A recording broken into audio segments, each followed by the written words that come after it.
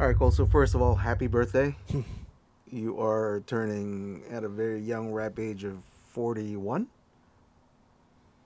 right? 41. 41. How does it feel?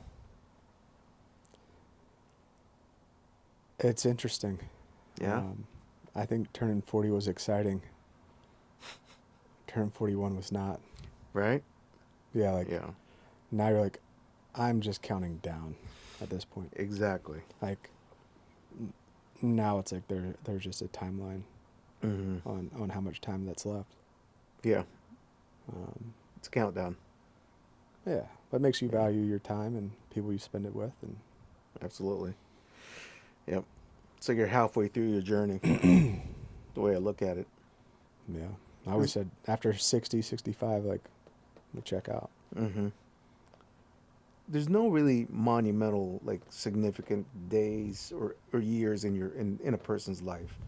You know, turn 15 or 16, that's a big thing. 21's a big thing. Maybe 30, 40. I mean, I think, when you turn 16, you get your driver's license, turn 18, become legally You an can vote. adult, 21, you can legally drink and buy a pistol, Mm-hmm. um, are all pretty iconic Right. based off of history. Um, but I think they're major milestones that people don't talk about when you're 25, when you're 30, when you're 40. Yeah. Probably when you're 50, 60, and those things too. Obviously, I haven't reached those. Get your AARP card. Yeah. Yeah, but I think too with relationships that you look back and all of a sudden your kids are like 10, 12, they're reaching teenage years, and you look back on them Mm-hmm. and you look back on yourself when you were their ages.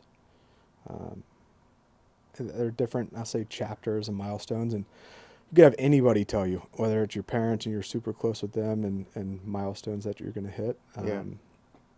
with those age numbers,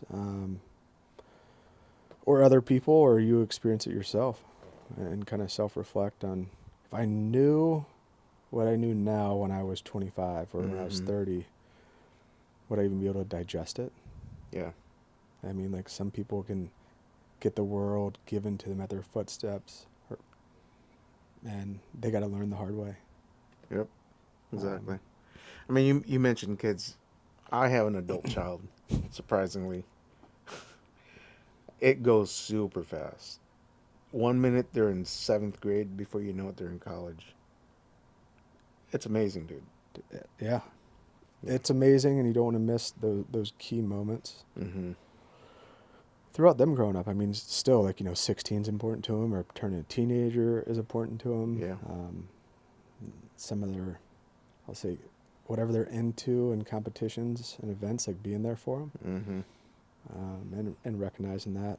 But yeah, I mean, definitely want to be close. And one of the coolest things I heard from one of my buddy's wives a while ago now, and she was like, I know my my daddy will love this little 35-year-old girl and protect her for her life.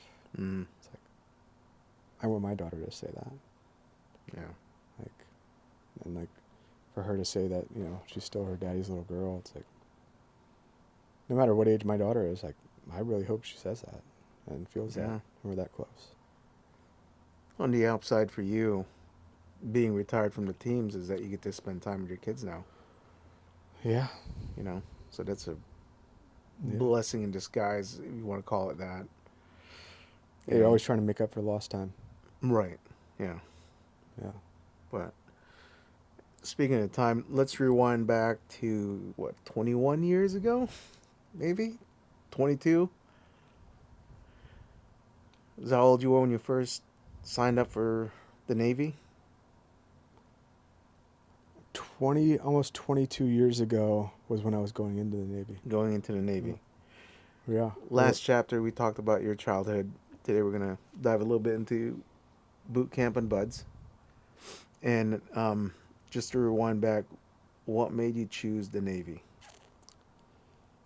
The location I could end up at. It's either Virginia Beach or San Diego. Water. Water. being Yeah. around the ocean. I didn't want to be landlocked, or Mm-hmm. it wasn't a controlling thing. It was just the path that I was going to go on. I wanted to enjoy the location I was at, and being in San Diego doesn't suck. Being at home in Virginia Beach doesn't. Yeah, it's not too bad. Uh, Could you walk us through the process of you signing up, swearing in, hopping on a bus, and going through boot camp, and what was going through your mind as you were going into boot camp? I mean, the process going into the military, I met with a recruiter. Now I look back and I'm like, you did a number of administrative processes on just kind of the paperwork, going to MEPS. I think it was in Richmond, probably still is.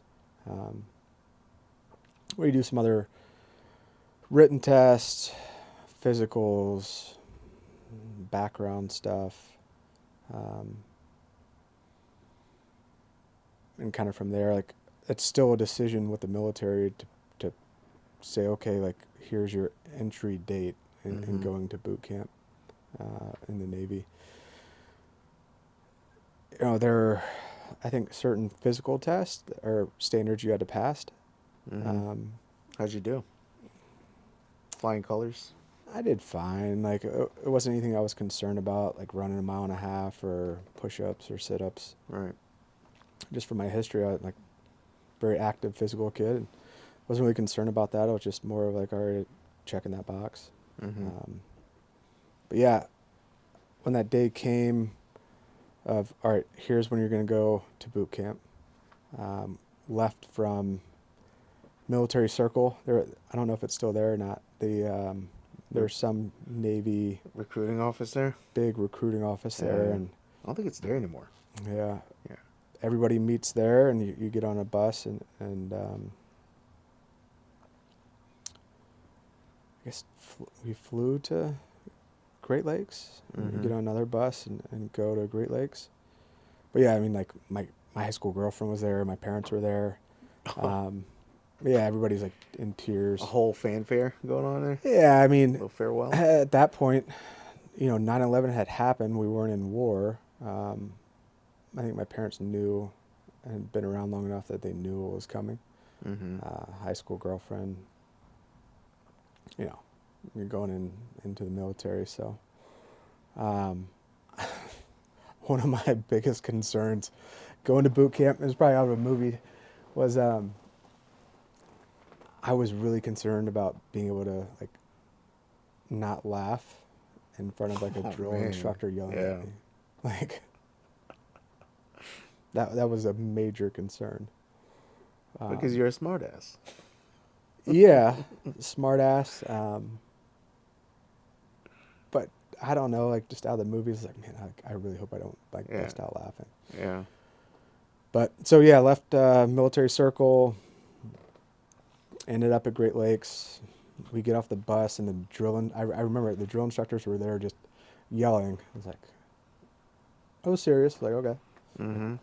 Stand in line. And what I didn't know were there's like, I don't know, 20 buses.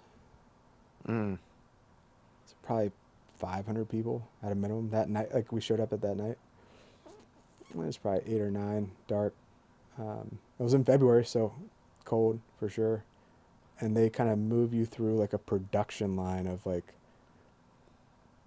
shaving your head, shots. Like, I mean, it's like there's probably 400 people. You get naked, and like you put on your boot camp clothes, and they're like, put all your clothes you have on and put them into a box, or you're gonna get mailed back to wherever you came from.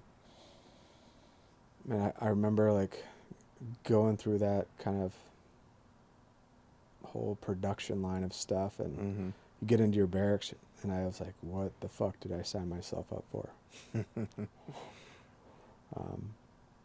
It was, I thought I was prepared and, knew, but just the initial experience of it was like, you got strangers from everywhere, every background,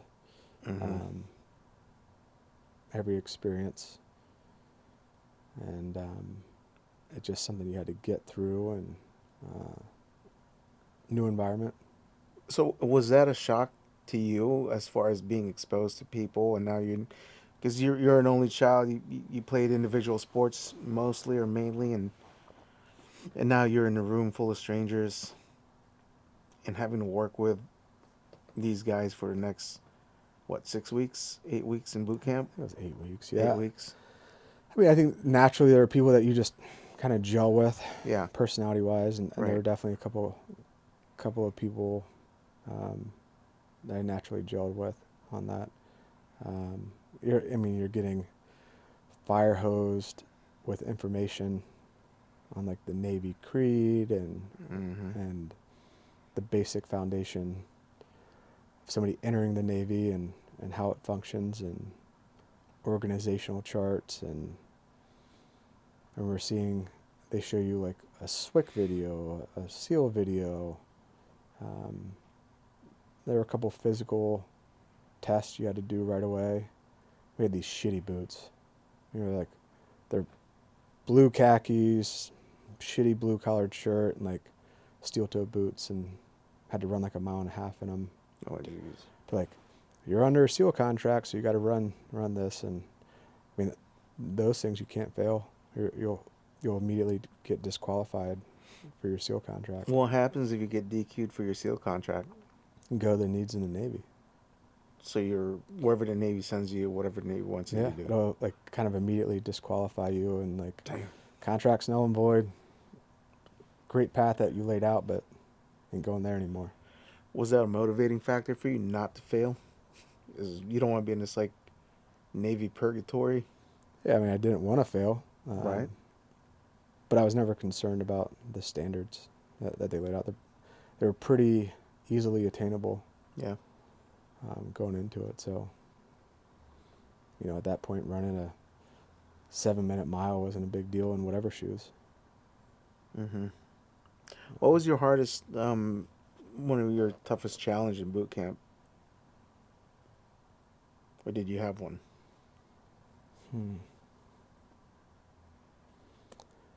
I think back then, I mean, 19 then, it was an adventure. There were no commitments. I didn't have to answer, say, like, to an external requirement or commitment. Like, it was me and kind of experiencing the journey. I mean, it was unique because the only real communication that you had was being able to write letters or receive letters. Mm. And being able to articulate those. And I wrote my parents, a handful of them. Read them every day? No, probably once a week. Once a week. But back then, I mean, there were still very box TVs. And I remember in our boot camp kind of open bay barracks, there was probably at least 50 bunk beds, which meant there would be about 100 people. And there was this box TV at the front. And we literally watched the air campaign in Iraq in boot camp. Like, holy shit. Like, it's happening. This is it. And, every boot camp class has their boot camp kind of leader, instructor that leads the class. And, they said very military type things that you get used to somewhat. But I won't say I was rebellious or a smart ass, but I was just like, all right, like, I get it. Like, just get through it and go on to the next chapter. It was interesting, like there's a boot camp crud, just Okay. everybody coming from different areas and like mixing together, living together. There's, the boot camp sickness that everybody gets. Putting your dirty clothes in kind of a mesh bag, and your mesh bag disappears, and they wash it, and then it comes back. Folding your, my take was like modeling folding your clothes to fit in to a space to be able to be on a ship or something. And I mean, there's setting standards and expectations that you got to meet, even if it's folding 90-degree corners on your bed. It's simple. Like just play the game. Did you Um, enjoy that introduction to military culture? Would you say there's some camaraderie that comes out of it. you Yeah. like that? Yeah. I mean, everybody's there for kind of their own reasons. Mm-hmm. But yeah, I mean, I enjoyed it. We, my class specifically trained, we're kind of like the armed guard of like with the rifles and doing all the military movements with those. Mm-hmm. And I enjoyed kind of perfecting that and being good at it with the team. Right. There were some buds interactions that like you had to pass certain tests, and I remember the swimming portion, and it was eye opening to me to see that people are so afraid of water. I had no idea. Mm-hmm. I hadn't been exposed to people being afraid of water or not being proficient in water, and it was easy for me. It was interesting to see. I mean, people having to take swim lessons at 19. I Right. had no idea, but it was good. I mean, wrote my high school girlfriend a few times, and moving to like boot camp graduation, my high school girlfriend showed up. My parents showed up. Did the whole boot camp graduation piece of it. Mm-hmm. Walked around Chicago in my like dress blues and my little sailor hat, and Yeah. yeah, I mean, you see it and like, oh, that's amazing. Looking back on it, it's funny to see when you fly through Chicago and you see those, and it's like, oh, it's like I must have just graduated boot camp, going to A school. Yeah. Yeah, I mean, you get fitted for the uniforms and learn how to dress in all the different seasonal uniforms. So Mm-hmm. yeah, it was good. I mean, you learn all the history. Some people actually freak out in boot camp and definitely don't make it through. Yeah. I mean, people piss their beds. Really? They'll try and like escape. Just get out of there. Yeah. Trying to And, break that contract. yeah, that was Yeah. confusing to me that they thought that was an option, but hey, whatever. Post school, I still talk to one guy I went to boot camp with every now and then. Oh yeah. Yeah, he's in Texas now, but he was probably the closest one that I had, and yeah, I mean, him and I still text, not a bunch, but a few Mm-hmm. times a year. Yeah. Yeah. You mentioned in boot camp that you would just write. How wild is it thinking now? Like back in the day in your time, it's like you can write, but nowadays they have cell phones, they have FaceTime. Does that? Do you feel like having? Because from my understanding, if you're in boot camp, it isolates you from the family, breaks you Hmm. down so you can mold you into the military's image. But having connection to family back home whole time in that to that extent of being able to call them and FaceTime them, does that kind of you think affect their training in some ways? I don't know what the standard is these days. If they're allowed to have cell phones or not. Yeah. I imagine people would probably have some social media cutoff withdrawals or Mm-hmm. something Mm-hmm. of the immediate fulfillment and access to whatever they want. Yeah. But I think it's all a good thing. Like it should happen. That's good. Yeah. Yeah. So when you were in boot camp, is that when you got your rating?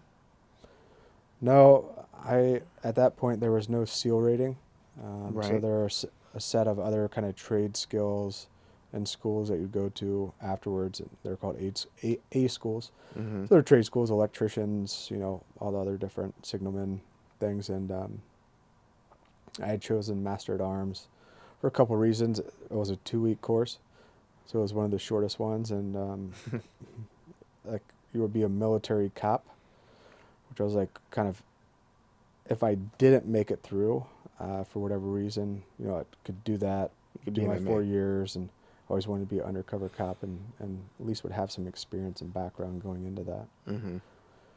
So there was a backup plan. Um, How'd you like MA school? so when I left boot camp and went to San Antonio was interesting. That year they won the NBA national championship that we were talking about earlier. Mm-hmm. It was on an Air Force base, and it was where the Air Force did their boot camp. And it was Yeah. like crazy to see how Air Force runs their boot camp by Mm-hmm. some Navy running their boot camp. The Air Force has like, I would call college dorms. They have phones, like separate living, Yeah. very different. It's a nice base. Yeah. Yeah.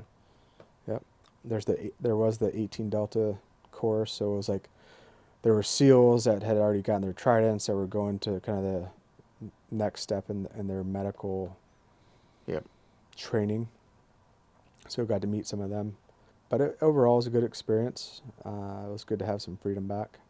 We still had training courses every day, had some freedom on the weekends, and just kind of went through the 2-week MA school. Basic, weapons handling qualifications, defense-ish Mm-hmm. procedures, pulling people over. They really are like, you set the standard, you enforce the standard, and people come out of there. It's like, no matter what your rank is, whatever the situation, like you enforce Yeah. Okay. the standard. Yeah. They give you Um, 2 weeks for that. yeah, I mean, it might have been 3, but I think it was like 2 real weeks. Right. For like a law enforcement capacity Yeah. in the Navy, like on bases. Yeah, I think they set a very quick foundational basis that you'll build upon once you get to whatever Gotcha. command you're going to go to Yeah. and grow from there on whatever the responsibilities are. I mean, MAs run vast across the military, and whether it's they're on a ship checking everybody in and out, or a cop, Mm-hmm. Running a speed trap or something. It was interesting. As a lefty and handling the Beretta, I wanted to switch out the mag release button, and I was messing around with it enough to where I got it out, but I couldn't get back in. And they literally threatened to like pull my SEAL contract. Really? Well, I want to do that. And I called my parents' friend at the time that was like a CO of, I don't know, some ship, and told him what was going on. And I don't think he made any phone calls, but it was definitely a concern that they were threatening to pull my Bud's contract Right. for doing that. But I got it. So mad. Yeah. But again, like you mix a bunch of people together, met some great people, and finished up those 2 weeks and went straight to San Diego. There's, again, I feel like they play these games of Mm-hmm. you can take leave and not have your contract, or you can not take leave and have your contract, and it's just like, Right. I was gonna ask if you Yeah. actually went home for a little bit, like a little 1 week break, or. no, it was my path was pretty straightforward of boot camp, A school, buds, and straight into it. My high school girlfriend again did come out and visit me towards the end of my A school in San Antonio. Mm-hmm. And it was funny because that day, part of the training and kind of graduation or test, they spray you with like mace or pepper spray. Mm-hmm. You have to go through this little kind of combative obstacle course. And you're like snot's coming out, you're crying, everything, and get through it. But did all that, finished the day. She had flown in and met her out in town.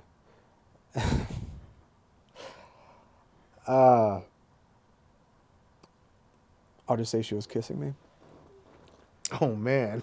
And she got a taste of the pepper spray. Right. Got the residual. She got the residual. Yep, that was. How did that turn out? As you'd expect, pretty upset about it. Yeah, Dude, that's funny. That was entertaining for sure. But yeah, it was a good experience. You didn't overall in wash San all the way Antonio. through. I took shower. I took a shower. Okay. I took a shower, but there was still some residual. Damn. Yeah, I got a chance to work out, lift weights, get back into that whole kind of routine. Mm-hmm. And I was trying to get ready for buds. How long? What's the time difference from the moment you get done with MA school and then going to buds? Like a week? I may have graduated on a Friday, flown out on a Saturday, checked into buds on a Sunday, and started the kind of administrative process of checking into buds on a Monday. Mm-hmm. I think I came in on a weekend, and obviously, like, you have this thing built up in your head of like what the experience is going to be. Yeah. I remember checking in, and the person I met on the quarterdeck was somebody that was in my class, or going to be in my class, that I didn't know, and he just fit the mold, like jacked. Um, Tall, dark, handsome, shredded. he wasn't dark; he was blonde, but jacked and Yeah. tall, and kind of just fits that mold you would think of. And like kind of right through the quarterdeck, that points, like you see like the brass bell of like people quitting or ringing out. You see the helmets that are on the ground of people that quit. Is the quarterdeck, to those who don't know, it's that little courtyard in the middle, correct? I mean, you call it like not, I won't call it an office, but like it's the entrance. It's the Yeah. main entrance to Buds, Mm. and call it like a U-shaped building. So you're entering, at the base of the U, and the space in between the U is kind of the grinder, which is Mm-hmm. outdoors, where Hell Week kicks off. You've seen all the movies, the videos. Mm-hmm. You have this thing built up. You see the boats. What What were your thoughts for the first time arriving there, checking in, as you're looking at the whole place? Any anticipation, anxieties? I mean, entering Buds that day and kind of looking back on it, it was just cool. Like, it's cool to be there. I knew there were challenges that would come of it. And didn't know what they were. Wasn't super anxious about it. I was excited, and I was honored to be there and see if I could make it. Again, like, you're on the ocean, you're on the beach, and be able to check in and start that process was super exciting for me. Mm-hmm. Majority of everybody's just super motivated, different people, different backgrounds. I had an awesome group of guys that were, I say, like, because it's another kind of apartment, college dorm style for first phase, Mm-hmm. and NDOC, and NDOC is about a 6-8 week process depending on when you come in. So the whole NDOC class before first phase, you do a lot of physical training. They really get you ready for first phase. And my room of guys, there were two about my age, and, Mm-hmm. and one that was older 20s. And we got along just really well. Our window was like, we had a great spot, top floor, third floor, beach view. Mm. I mean, it was awesome to be there. And they were a mixture of everybody else across other floors, and their backgrounds and where they came from. Mm-hmm. Some of them was like the first time of seeing the ocean. They'd never seen the ocean before. Mm.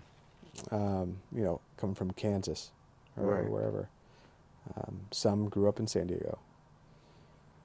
I mean, people grew up from everywhere, different backgrounds. Wrestled, didn't wrestle, swam, didn't.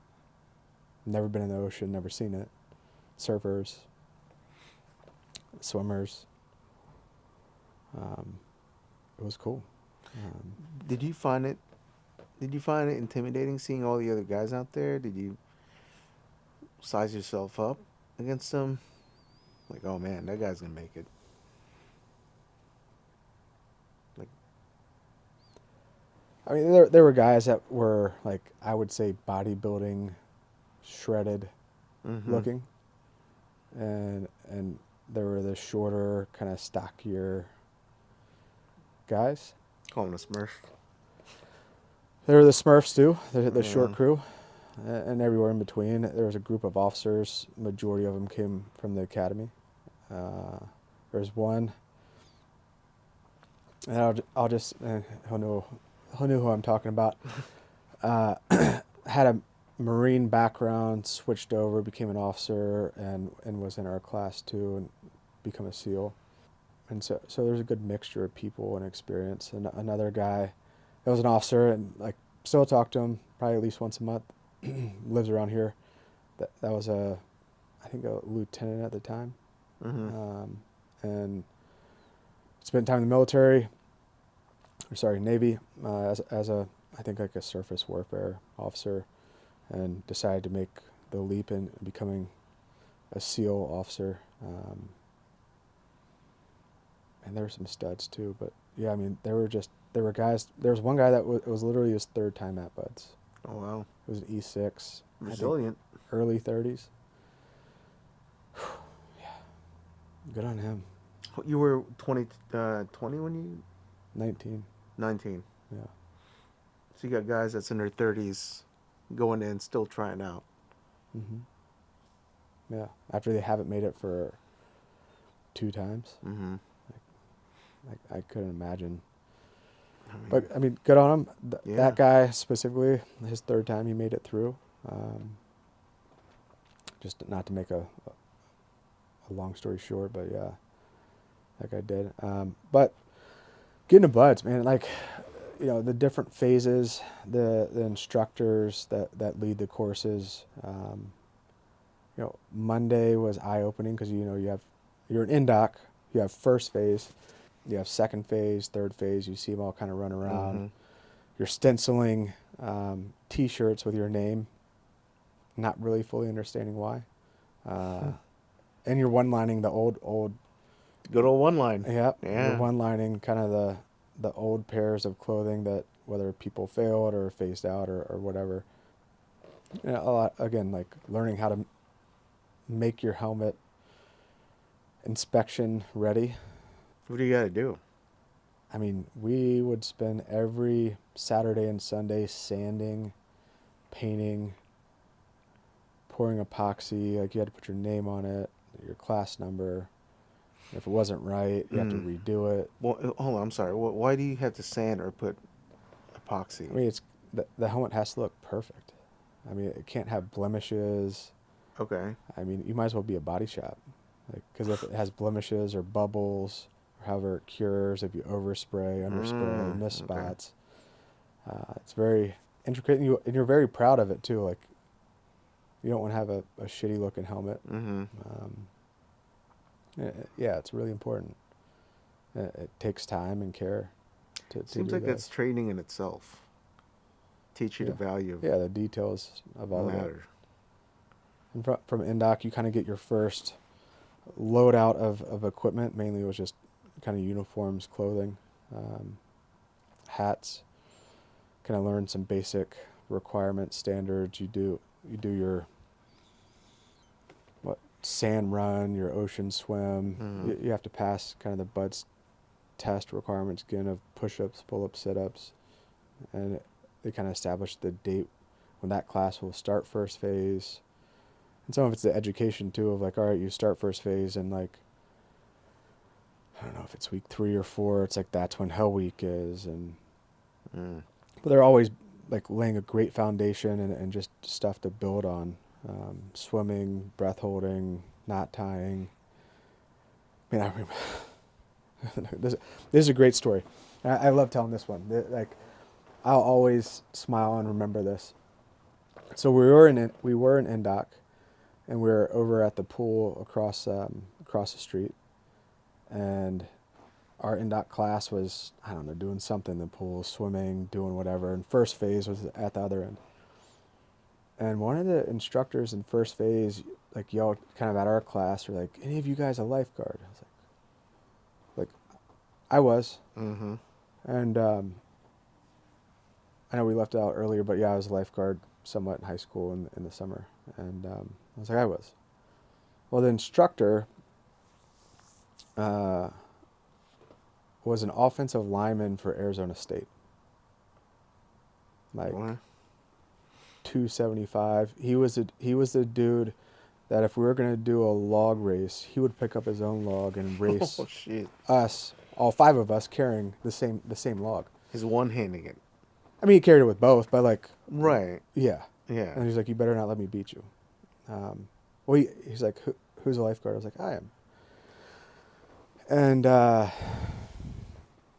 are some tests in first phase, sort of in life-saving, or I forget the exact test name. Like, I don't know if they call it pool. That's not pool comp. That's in second. But basically, where you have to like go up to somebody that's flailing in the water, kind of drag them to safety. And for whatever reason, I got myself into this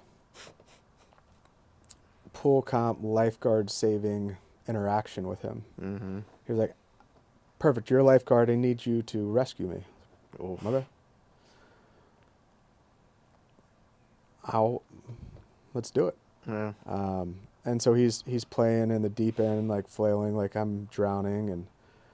And from being a lifeguard, I was like, one of the first things you do to him is like you pull him underwater, because that way it's like you're not wrestling at the surface.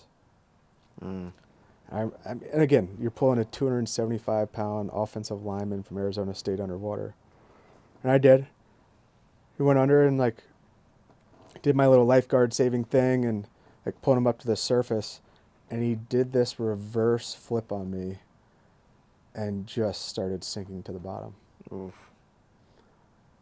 And it was like maybe 12 feet, but I was trying to get him off me, and however I could, he finally let me go.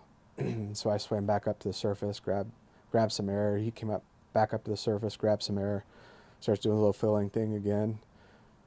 Well, I pull him back underwater. He does the same thing. Flips upside down and starts sinking again. We're kind of wrestling underwater. Break free. Mm-hmm. Get back up. He gets back up, starts doing it again. Pull him back underwater. Does the same thing. Sinks again. And just holds me. I'm having a good breath hold, but I'm good. Like, I wasn't concerned about it. Lets me go. Get back up again one more time. He does too. And get a little taxing for sure. But like, I'm definitely not quitting. Like, I'm going to get you here. Mm-hmm. And finally, I'll say he let me drag him to the shallow end. And I mean, like, first phase is watching, end docs watching, like, Mm-hmm. all the instructors are watching. That was a good memory. And I'm sure he'll remember what I'm talking about. But good dude, good experience. But that was definitely a memory that stuck out to me. Mm-hmm. When you get in there in buds, when do you run your first time in the old course? Like they run you through an end doc. Through Indoc. Yep. Okay. And they pretty much are like, all right, here's the standard times. They kind of run you through the course, walk through, and one of the instructor kind of goes through all of it because there's some Kind of technique demos into it. Yeah. Mm-hmm. And they're like, all right, go. Like, kind of go off in pairs and do it and get your times. And after that, they go back through it and like, all right, here are some techniques on how to better efficiently tackle some of these obstacles and get through them. You kind of have that baseline and standard of whatever your time was, and you know the standards that you have to meet. Do you remember yours? I remember my fastest time in the oak course was just under 5 minutes. Oh wow. My first oak course was close to 15. Is it all about technique mainly? Yeah. Yeah. Yeah, it's not Damn, not about dude. muscle and strength. That's one hell of a time shred right there. 10 It's minutes about- off. Yeah, technique. Wow. Yep. Was that something you kind of realized or recognized in boot camp, how brawn doesn't necessarily triumph over being analytical between brains in some of these phases? And I think buds is very much if you show up prepared with the equipment you need and you meet the standards, you're good. Whatever your body style is. I mean, I think I had been exposed to at a young age, like it wasn't all about your physique on how you accomplish things and what you look like. So a short person or a tall person or a muscular or not. I definitely will say I was surprised with some that were like ripped, in shape, and they quit. Yeah. That was confusing to me for sure. It was like, you have the ability, like what? Why are you quitting? Right. But the mindset, the mental toughness of being able to get through it and understand, like, I'm not saying I fully understood it, but it was like, it was a game. Like, it was a planned game to the extent where, like, you'd be on this terrible soft sand run. and you go out for a couple miles and you'd be coming back like, all right, like we're coming to the end, and like where you enter back into buds, and they just keep running. They run right past it. Hmm. And you're like, shit, like, well, that sucks. But it was a mental game. Like, imagine, like, you think you're finishing, and it's like, you just run right past the finish. And that really messed with people. Mm. Like, at some point today, this is going to end. And I'm going to go surfing, too, by the way. Yeah. But yeah, at some point, it's like every evolution's going to end. Whatever it is, and it's planned out. So the mental toughness of it was the biggest thing. Mm. Buds and instructors and everybody, they're going to get you ready for what you need to do physically. It's up to you mentally to do it. Mm-hmm. And they're going to add, again, to your foundational knowledge to get you where you need to be. You just need to perform and meet the standards. Mm-hmm. How many phases are there in buds? 3 phases in buds. First phase has the classic, iconic Hell Week. Right. Second phase is diving. Third phase is like land warfare, demo, kind of weapons, CQB, and kind of entry level. So they just keep building on those foundations each phase. When you were in phase 1, what was the hardest challenge or toughest challenge you think you've faced? In first phase, I'd say there's pre-Hell Week first phase and post-Hell Week first phase. Oh, okay. Pre-Hell Week first phase and kind of the biggest challenges. I'd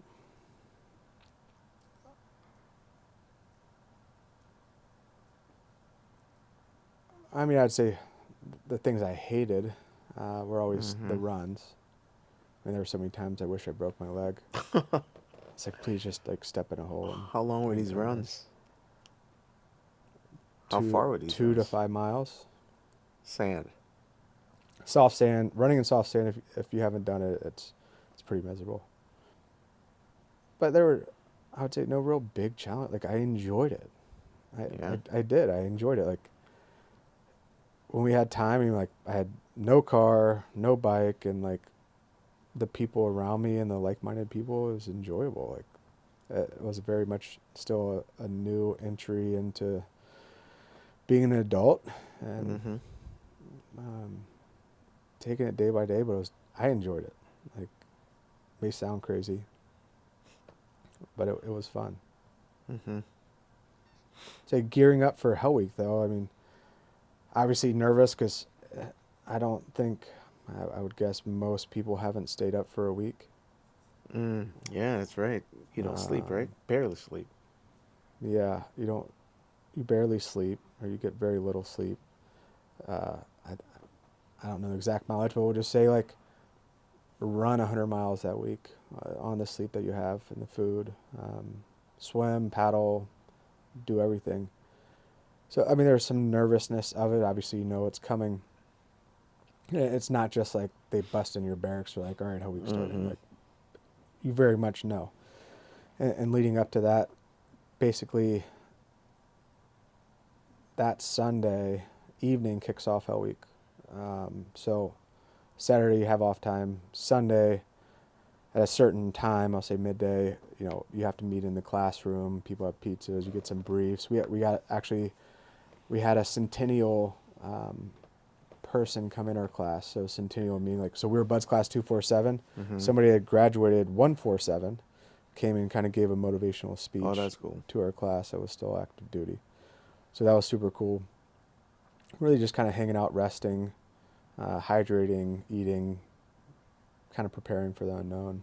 But I remember pizza and just kind of bullshitting and kind of not sure exactly the time it starts, but as kind of the hours and minutes go by, you get a little anxious on it. You know it's coming. Yeah, I mean, it's coming. But that evening, it basically kicks off. I say the movie aspect of like the machine guns with blanks, the smoke, like they're spraying you with water, like run to the ocean, get wet and sandy, run back to the grinder where you do all your flutter kicks and pull-ups. and just creating chaos, and it's organized and planned chaos. Right. But when that kicked off, I remember all the food I ate, I threw up because I like just inhaled so much smoke, and I was like, shit. I was like, just threw up 3 pieces of pizza. Now, like, I don't even know what I'm gonna eat again.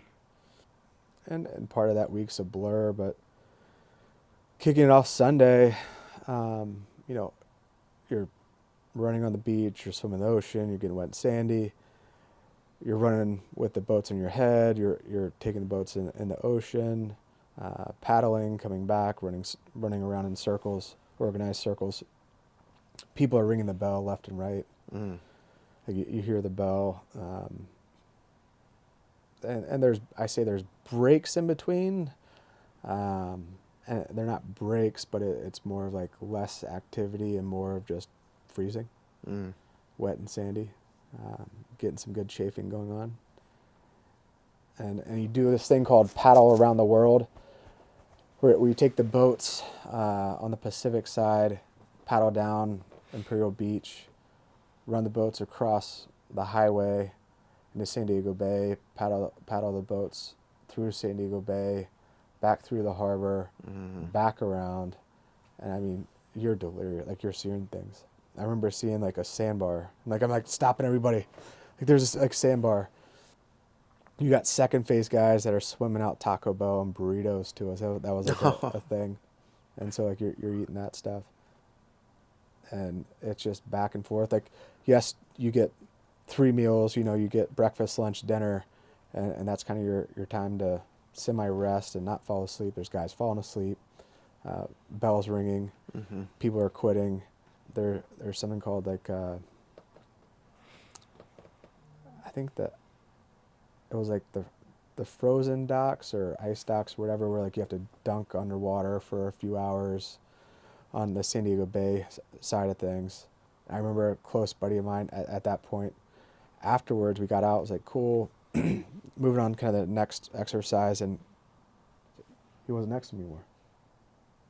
Mm. I was like, and then he rang out. I was like, the hell? Like, we were good. We were good 5 minutes ago. What happened? So that was interesting. And they're moving boat crews around. So like the Smurf crew, the 5 foot tall crew, Yeah. like now there's a goon 6 foot guy that's running with them. You know, you're chafing, your hair is falling out because you're boat and sandy and wet Mm-hmm. and rubbing everything off. And the same guy that asked if anybody was a lifeguard, because there were at least 2 crews of instructors, the day crew, the night crew. It might have been 3, but the night crew shows up. This instructor is like, "We're gonna run all night." Mm. Yeah, sure. All Like, night. okay, like I've heard this. We're gonna run all night. We ran all fucking night, all damn night, um, and Why? I don't know. Whatever they planned, it, uh, it was planned. It was signed off. It wasn't anything reckless, but Yeah. it was just one of Yeah. those mind fucks that it's like, Right. we're gonna run all night. I was like, okay, sure. We'll run all night. I guess we'll run all night.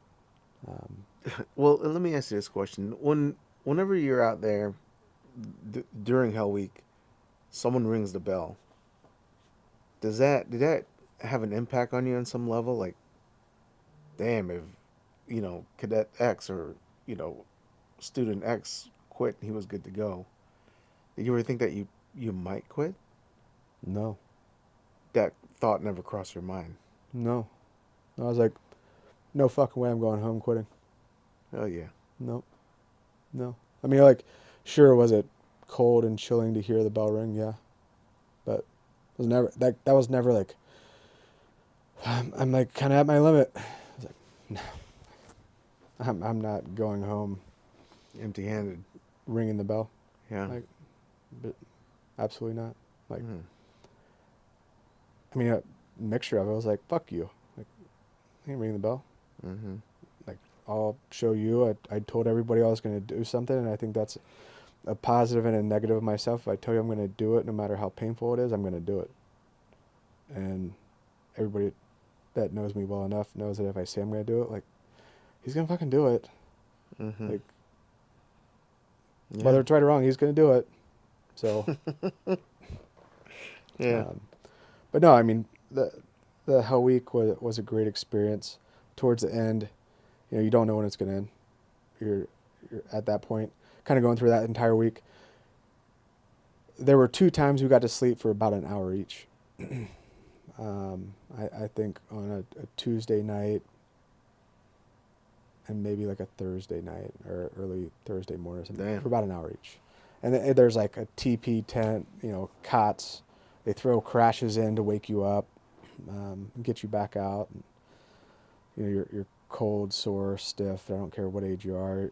Yeah. I went from, I'll be honest, peeing on myself to stay warm to I couldn't anymore because I was so chafed and it hurt so bad. Oh.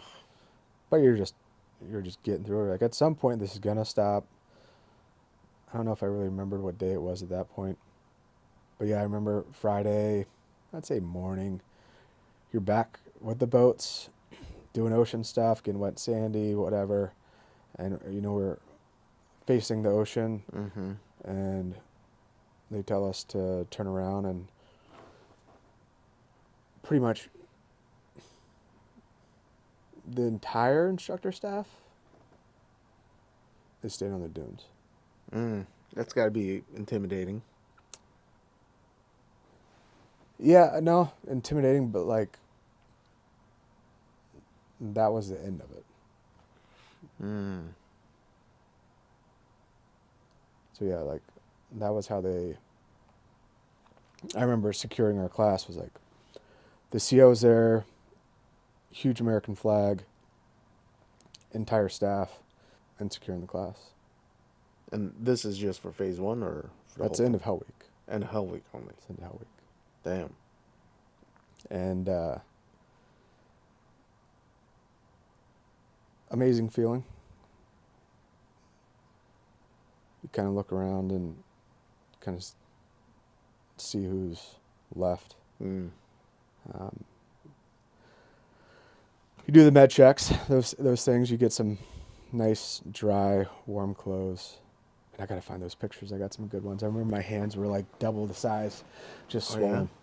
All of us were swollen. So just from the chafed. cold, the water, just Just everything? Yeah, everything. Damn, dude. Yeah. But it was good. I mean, you recover over the weekend. You do some med checks. Kind of the next few weeks after that are less intense and impactful This would be on your body, dive, just to be able to recover. like diving and SKT. Well, no, I mean before second phase. Oh, okay. The physical requirements in first phase after Hell Week is a recovery kind of period Oh, wow. of your body going through it before you go into second. The huge thing you're proud of is being able to wear the brown shirt now, vice the white shirt. Mm. Because pre-Hell Week, you always wore the white shirt, and Right. you make it through Hell Week, and post-Hell Week, get to wear the brown shirt. So kind of like you made it through that. You made it through Hell Week. Yeah. Yeah. Yep.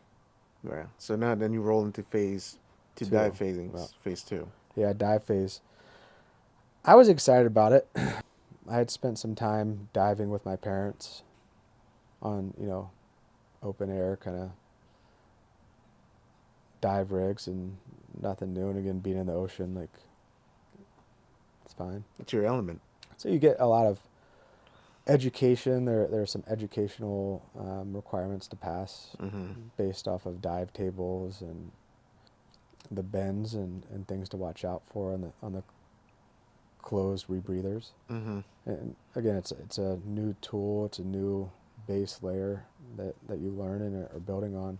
Everything from prepping your gear to doing it, and they're not just throwing you into the water and saying dive here and go do this. They really teach you on how to do it correctly with air rates, swim pairs, and again, there's continuous physical standard tests that the times are getting shorter, and it was a good environment. Longer hours some, but it was less of a physical beating and more of an intellectual, like, let's start building like real blocks for you to be able to use. So second phase, you do you start off in the pool, pool comp's a fun time. All right. Pool comp is a major test that you have to pass. That you have a procedure. You dive with these 2080s. So like everybody's seen a dive tank.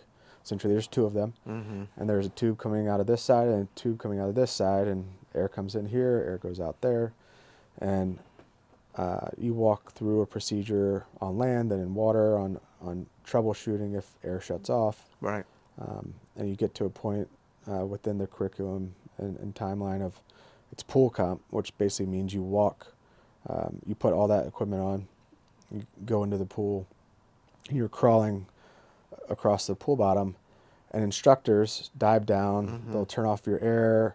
They call it simulating like getting turned upside down in the surf zone. I've been in the surf zone, okay. Mm-hmm. Hold my breath, it's fine. But you have to do the procedures and checks correctly, so you can't freak out. Like an order. Yeah, Okay. yeah, if you don't do them in order, Yeah. you're going to fail and not pass it. And it's challenging, like it's concerning because you see rock star people just like fail, and you get 3 shots at it, and then you either get dropped from buds or you'll get rolled back. And luckily, in second phase, right before we started, DJ came up Right. and introduced himself. Somehow he got a 6-pack or 12-pack of Corona, and he was like, "Hey, I'm coming back into your class." I was like, "Oh, okay, cool." I was, from Chesapeake, and we're about close to the same age and just natural bond. And Mm-hmm. he's like, "I didn't make it through pool comp." I was like, "Oh, okay, cool." But yeah, so DJ was in the class in second phase. That's when we really met. And Did you guys see each other in passing prior to? not really. Not really. The phases are pretty separated, Gotcha. and you're so busy you don't really. I mean, sometimes bullshit, but not really. Yeah. So going into second phase and pool comp, and having DJ in the class and knowing he didn't pass it originally and got rolled back into our class, I was probably one of the first people going through pool comp because there's about 5 students going through it at the same time just based off the room, and me going through it. I'll say I was lucky enough to pass the first time. Mm. And so I pretty much watched for the next few hours everybody else going through it. And not everybody made it. And DJ, I watched DJ not make it 2 times. And I got to watch him do the last time. Mm-hmm. And the last time, it was like a shark infestation of instructors with the CO of buds Oh man. watching him. Talk about pressure and getting ganged up on. Yeah. And I think he's like, I was prepared to drown before I was going to fail and quit. But yeah, you make it through the pool comp thing with all the diving test, and you get your rebreathers and learning the education on those things. Yeah. I mean, it's a good time. Again, like, I enjoyed it. I go on a however long dive and then go surf again. So it was good, and I enjoyed it. I was too young to get into real trouble and just would do my thing. What do you think about that? Hmm. Your classmates, like, yo, we've been in the water all this time throughout the day, and now you're gonna go back in there after I mean, they work. thought I was crazy. Yeah. Yeah, they thought I was crazy to go back in the water. I was like, the surf's really good. I don't know what you want me to tell you.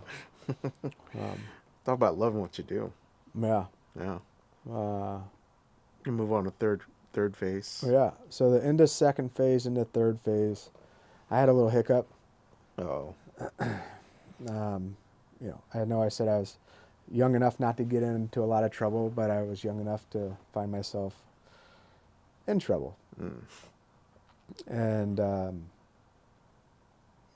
I had had a little too much to drink, trying to drive back on base. Little underage drinking there. Yeah. And I'll say I was lucky on how it was handled, because that could have definitely ended my progression into becoming a SEAL. Mm. I went to some non-judicial punishment processes in the Navy. Mm-hmm. And I'll say the one question that I truly think I was asked and how I answered it was either going to make or break me. Right. And the XO at the time looked at me and was like, "Are you guilty?" I'm like, "Yes, sir, I am." Mm. And I owned it. Yeah. Like, no one's fault but mine.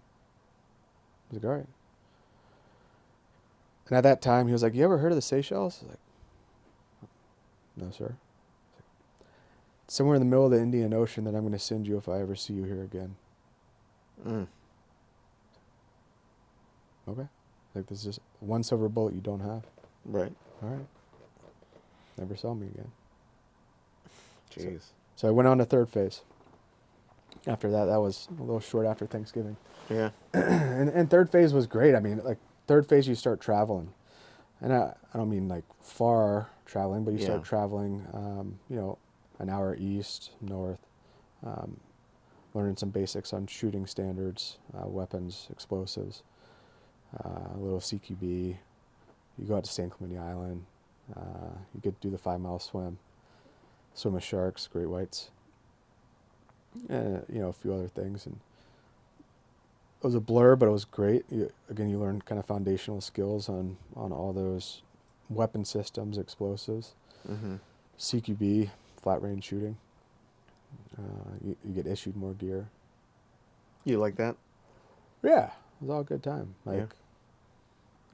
It was definitely like made me scratch my head. I was like, I got to be 21 to be a cop, but I was like, at 19, you're giving me 20 pounds of explosives and a machine gun. Yeah. Like, Yeah. Doesn't make sense. not making sense to Not me. But adding up. Yeah. yeah, I mean, you're blowing up F-250 trucks. Well, You like, can't what buy was cool? beer. Yeah, what was cool too was in San Clemente. I think it's just more of an iconic thing when I look back on it. But you had to do this whole like Vietnam era swimmer scout, like dive down, daisy Mm-hmm. chain, uh, deck cord, explosives for like old Jap scullies.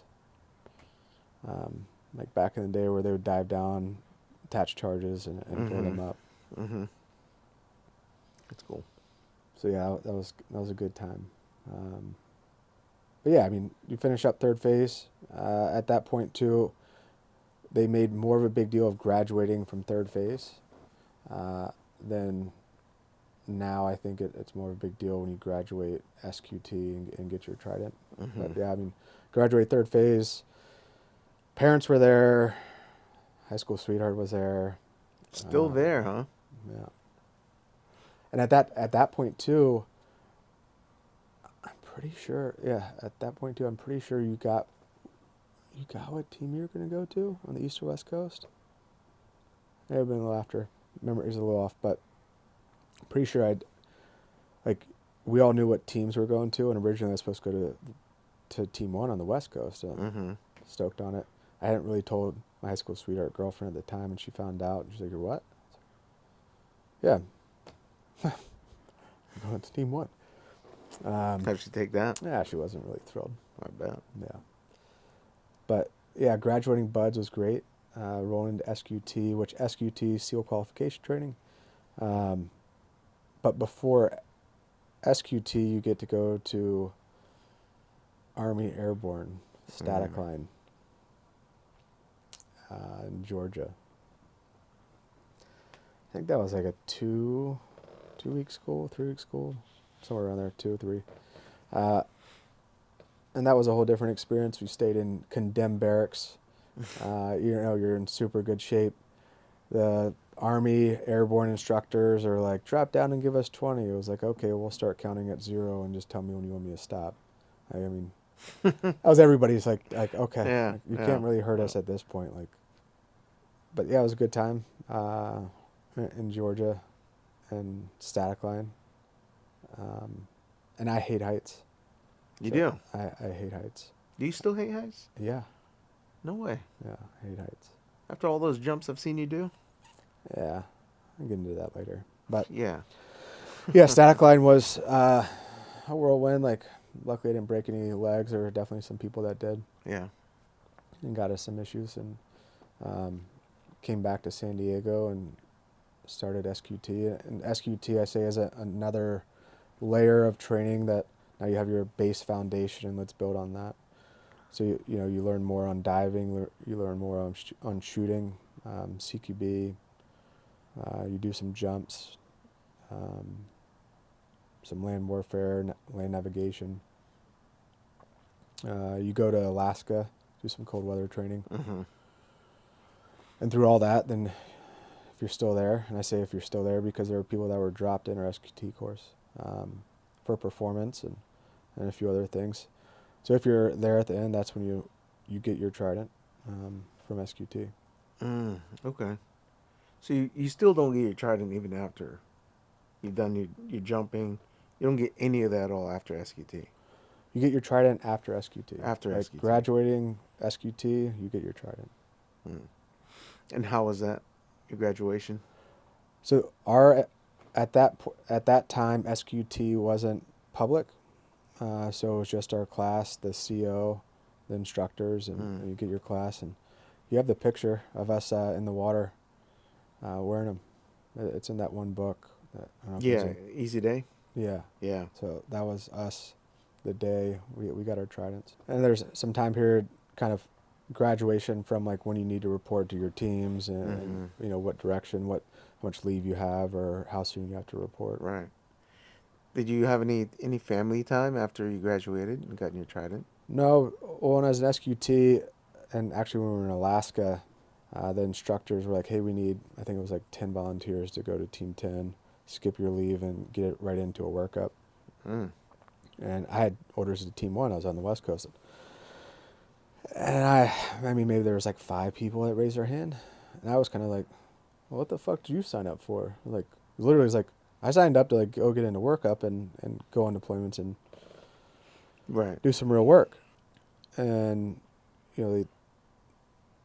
I don't know why they couldn't force anybody to or not, or if that was really an option. Right. But I basically was like, hey, I was one of maybe 3 people that had West Coast orders, so I definitely had some power orders. I was like, I knew one guy that really wanted to stay on the West Coast. Like, hey, I was like, you want to trade orders? I was like, yeah. I was like, well. I also knew somebody that was in charge of detailing, so I had a little better avenue of making it happen. Little insider training kind of thing going on there. No insider trading. I mean, like, billet's a billet, body's Yeah. a body. Yeah. But to be able to, because I had pretty much asked a favor to stay on the West Coast, and now to go back and say, hey, like, we trade motors. Can I? Yeah. Yeah.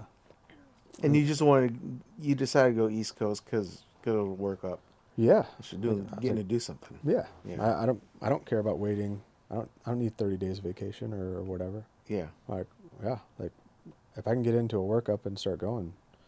You were hungry. Yeah. Like, Yeah. and going back home, like, okay, cool. It was funny telling my high school sweetheart at the time too, but it was like, it was a win-win to me. Why not? Right. Quick rewind. When you got your trident, what were you feeling?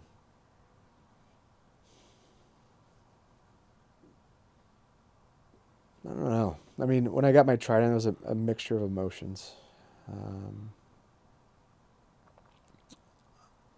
I was super happy. I don't want to say to achieve, but like to have made it through. I'd known some amazing people that had it for whatever reason, and